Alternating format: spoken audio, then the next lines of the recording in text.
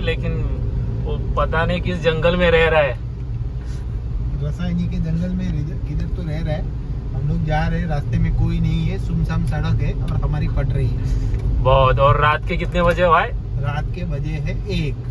हाँ, और हम पहुंच चुके हैं रायगढ़। और मुंबई से रायगढ़, ये रसायनी रायगढ़ आने में भी हमको कितने 3 से 4 घंटा लग रहा। 3 घंटा लगा। 3 घंटा लगा।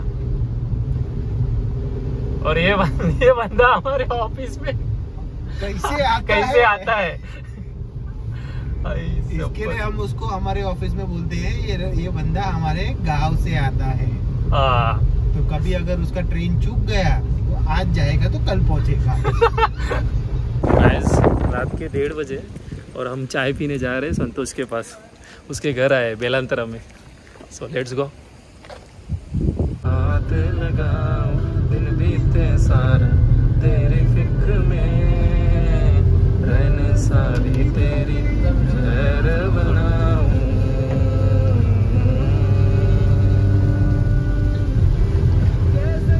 तेरा इश्क है पिया, इश्क है पिया, केसरिया तेरा इश्क है। 140 किलोमीटर केसरिया।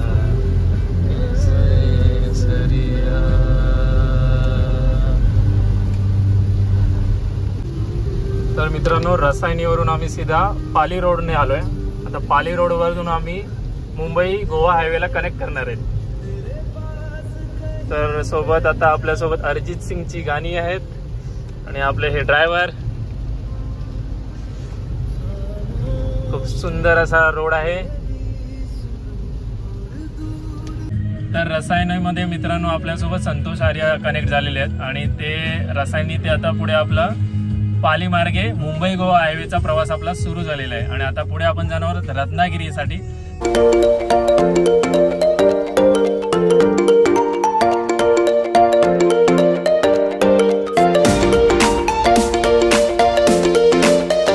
तर मित्रांनो आता आपण पोहोचलोय चिपळूणला। चिपळूणला एंटर करतोय। चिपळूणला एंटर करतोय म्हणजेच आपल्याला पहिला धबधबा आणि एक सिनरी पाहायला मिळते, ती म्हणजे सवतकडा धबधबा।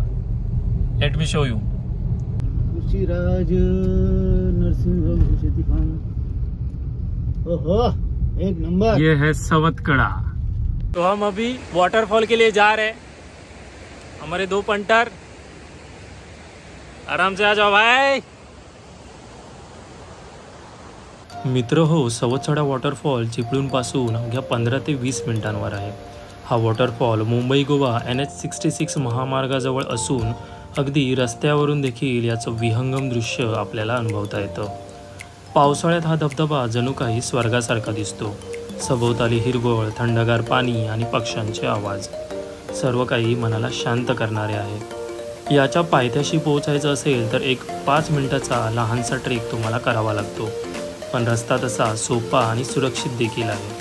तुम्ही जर पावसाळ्यात मुंबई गोवा महामार्गावरून प्रवास करत असाल तर या वॉटरफॉलला नक्की भेट द्या। गुड मॉर्निंग मित्रांनो, सकाळचे 9:30 वाजलेत। रस्ता तर काही संपत नाही आहे, पण आता आम्ही आलो आहे एका स्वाद अशा रेस्टॉरंटमध्ये नाश्ता करायला। तर चला।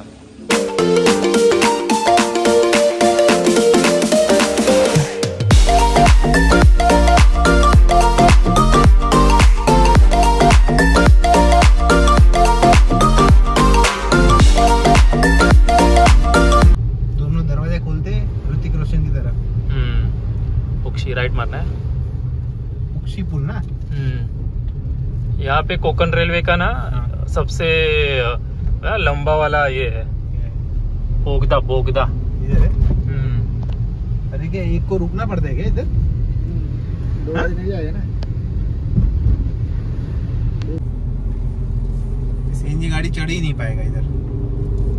संतोष, सीएनजी गाड़ी चढ़ेगा ही नहीं ना। गाड़ी आ रहा है ना, इसका टेंशन मत ले रही। मस्त है ना।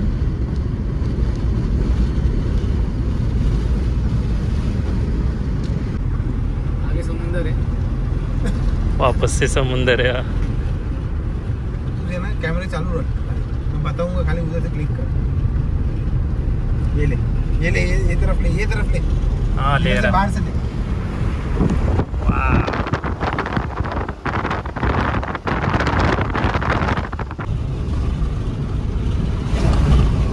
दे जा, जल्दी दे।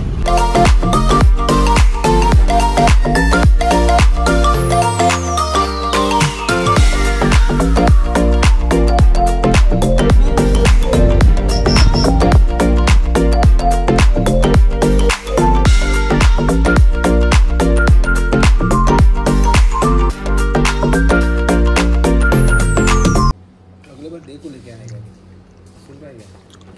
आता नहीं है रे बंदा, उसको मतलब आएगा, संतोष बोलेगा तो आएगा। मित्रांनो, आजच्या दिवसाचा पहिला पॉईंट आहे तिब्बा पॅलेस. तर त्या तिब्बा पॅलेसच्या तिथे आपण पोहोचलो आहे. त्याचा पूर्ण माहिती आणि त्याचं कन्स्ट्रक्शन कसं आहे आजही ते तुम्हाला पुढे व्हिडिओमध्ये दिसेलच.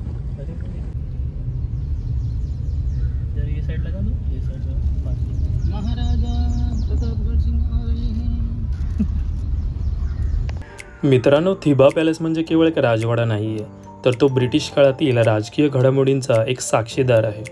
ब्रिटिशांनी बर्मा म्हणजे सध्याचा म्यानमारवर कब्जा केला आणि तिथल्या राजा थिबा यांना बंदिवासात भारतात आणलं. सुरुवातीला कलकत्त्यात ठेवण्यात आलं, पण नंतर 1885मध्ये त्यांना रत्नागिरीत आणलं गेलं. त्यांच्या वास्तव्यासाठी हा खास पॅलेस बांधण्यात आला आणि म्हणूनच याला थिबा पॅलेस असं म्हणतात. तर मित्रांनो, तिब्बा पॅलेसच्या नंतर आता आपण पुढे दुसऱ्या स्पॉटसाठी चाललो आहे. आता दुसरा स्पॉट जो आपला आहे तो लोकमान्य टिळक वाडा, जिथे लोकमान्य टिळकांचा जन्म झालेला.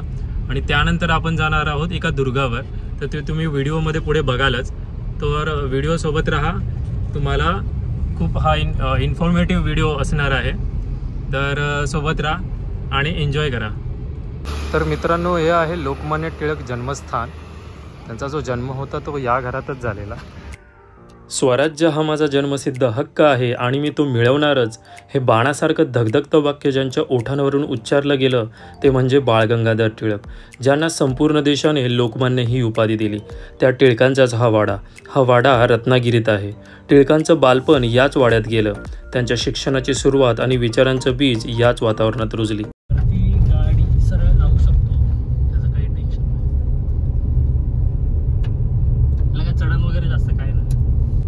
मित्रांनो, ज्या दुर्गाबद्दल आपण बोलत होतो तो दुर्ग म्हणजे रत्नदुर्ग. त्या रत्नदुर्गला आता आपण पोहोचतोय. तर 2च मिनिटात आपल्याला रस्ता दाखवतोय गुगल मॅपवरती. आम्ही तुम्हाला रत्नदुर्ग किल्ला कसा आहे त्याची संपूर्ण माहिती तुम्हाला व्हिडिओमध्ये पुढे दिसेलच. मित्रांनो, रत्नदुर्ग किल्ला 16व्या शतकात बांधला गेला आणि पुढे मराठ्यांनी, खास करून छत्रपती शिवाजी महाराजांनी त्याला भक्कम आणि मजबूत बनवलं. किल्ल्याच्या आतल्या भागात भगवती देवीचं मंदिर, बुरुज इत्यादी गोष्टी आहेत. किल्ल्याच्या टोकावरून समुद्राचं विहंगम दृश्य तुम्हाला पाहायला मिळतं. इथूनच सूर्यास्ताचं विहंगम दृश्य आपल्याला अनुभवता येतं. गडावर आल्याच्या नंतर तुम्हाला एक भगवती मंदिर पाहायला मिळते, जे खूप सुंदर आहे. तुम्ही माझ्या मागे बघू शकताय.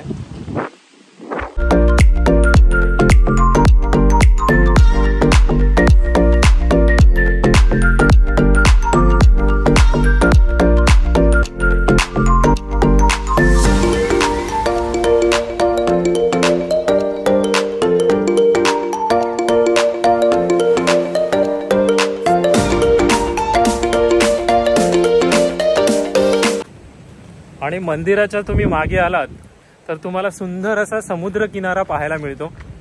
तिथे एक थोडीशी झाडी आहे, फक्त 200 मीटरची झाडी तुम्हाला पाहायला मिळते. ती 200 मीटरची झाडी तुम्ही क्रॉस केल्यानंतर तुम्हाला सुंदर असा निसर्ग सौंदर्यात असा सजलेला सुंदर असा सागर किनारा पाहायला मिळतो. तर मित्रांनो, मंदिराच्या मागे तुम्ही पाहिलात तर हा सुंदर असा समुद्र किनारा तुम्हाला पाहायला मिळतो. संध्याकाळची वेळ आहे, 5:30 वाजलेत आणि हा विहंगम दृश्य तुम्हाला पाहायला मिळते. जर तुम्ही सूर्यास्ताच्या वेळी आलात तर तुम्हाला खूप सुंदर असा व्ह्यू पाहायला मिळेल इथे. हा उडतोय बघ कसा, झूम करता येईल इथे. ड्रोन आहे का काय? पक्षी आहे तो, उडतोय.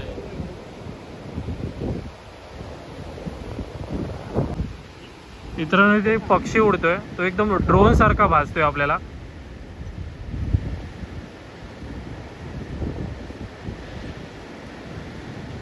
तर वारा खूप जोराने वाहतोय आणि आता आम्ही या कडेकडेने दुसऱ्या बाजूला जातोय. दुसऱ्या बाजूने जो व्ह्यू आहे तो बघायचा आहे आपल्याला, तर त्यासाठी चाललोय आता आपण. समुद्र खूप सुंदर दिसतो. हा, या बाजूने थोडासा स्ट्रेट व्ह्यू आहे आणि हा जो व्ह्यू आहे तो एकदम सुंदर असा दिसतो. तर त्या बाजूने आपल्याला आता व्ह्यूचं व्हिडिओग्राफी फोटोग्राफी घ्यायची आहे, डोळ्यांमध्ये तो व्ह्यू साठवायचा आहे. तर इथे हा एक मारक्या बुरुज आहे, तिथून जो व्ह्यू एन्जॉय करण्याची जी मजा आहे ना ती खूप वेगळीच आहे. हे बघा, म्हणजे खळवळला आहे, डोम सारखा व्ह्यू तुम्हाला मिळेल, एकदम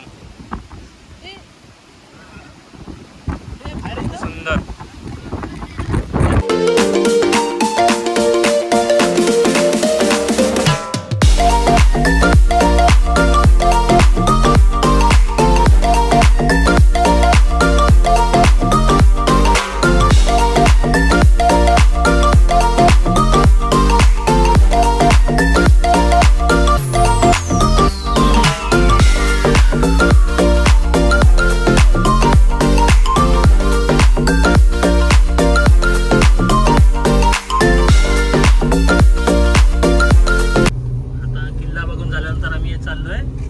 लाईट हाऊस कडे.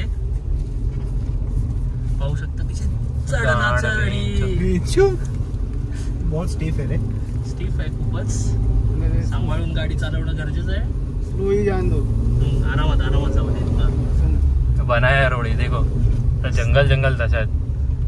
रस्ता तर बनवलाय चांगला, पण काय आहे लहुड़ा है बेंच में, मेरी गांड पड़ रही है इधर. वो सब रिकॉर्ड भी हो रहा है इधर.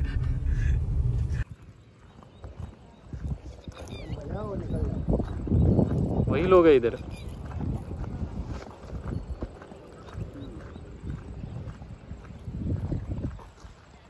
और गाड़ी देखे ना, गाड़ी जिधर देख रहे हैं ना वो लोग ही बैठे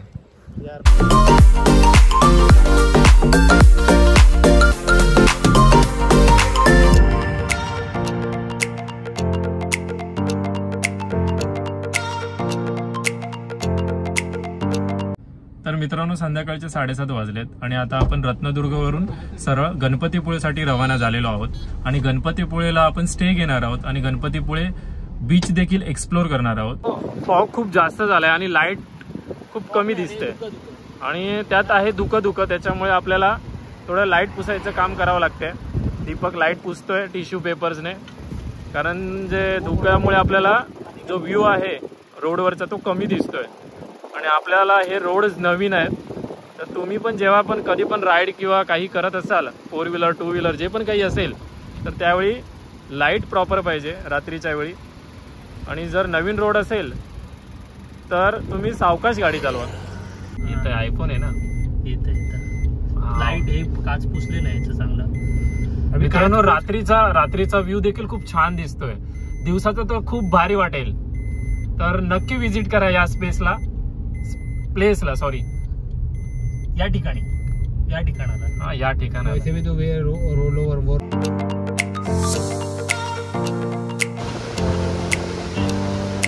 आ रहा.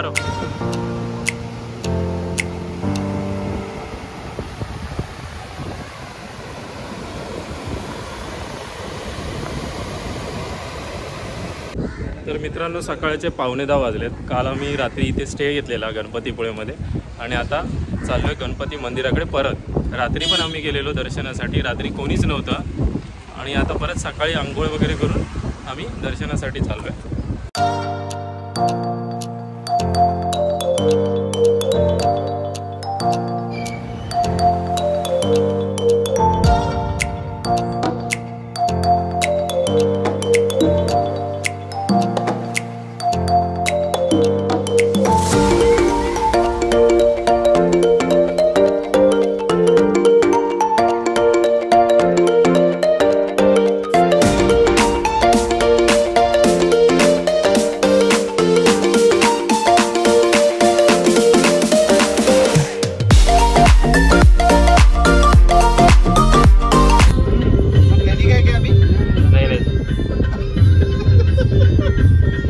जो बोला संतोष के एवरेज एंजॉय कर रहे थे. राईट मार ना इथे राईट.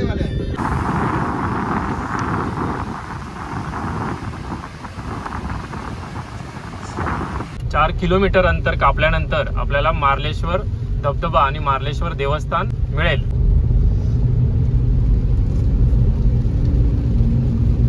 वायपर चालू समोर बघतोय रे. जंगल आहे ना इसके वजह से.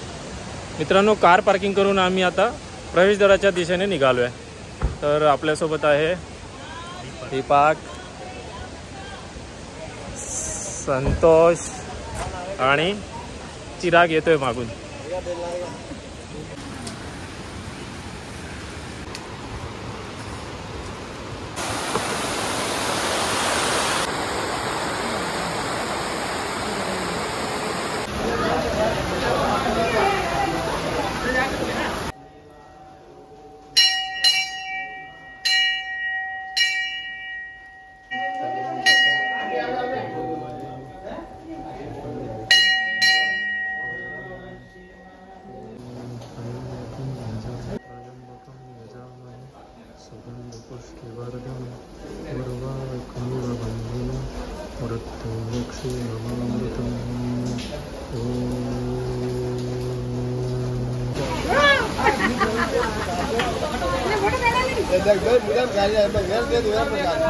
तर आपल्या या पिकनिकचा शेवटचा पॉइंट तो म्हणजे मार्लेश्वर धबधबा आणि देवस्थान. मार्लेश्वर श्रींचं दर्शन घेऊन आम्ही आता धबधब्याचा आनंद घेतोय. आणि पाऊस तर खूप जोरात आहे. आणि मागे बघाल तर तुम्हाला धबधबा मोठा दिसेल. हे बघा, हाच आहे तो धबधबा. तिथे माकड खूप असतात, तर त्यांच्यापासून थोडंसं सावधान.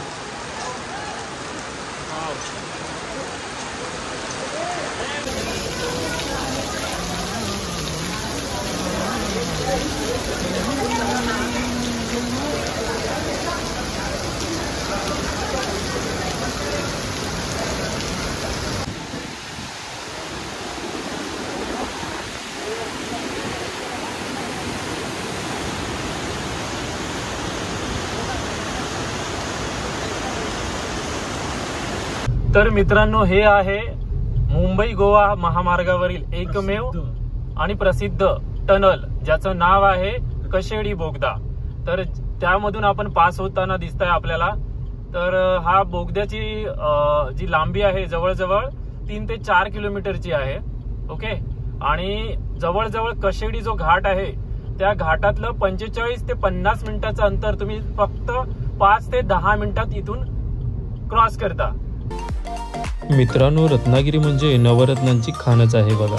इथे तुम्हाला सुंदर सागर किनारे, धबधबे, देवस्थाने आणि ऐतिहासिक वास्तू पाहायला मिळतात. तर तुम्ही तुमच्या फॅमिली आणि मित्रांसोबत रत्नागिरीचा प्लॅन कधी करताय? आणि हो, व्हिडिओ आवडला असेल तर व्हिडिओला लाईक, कमेंट नक्की करा. आणि हो, जाता जाता राईड विथ रुपेश या यूट्यूब चॅनलला सबस्क्राईब करायला विसरू नका. भेटूया लवकरच एका नव्या प्रवासात, एका नव्या राईडच्या व्हिडिओमध्ये. तोपर्यंत नमस्कार.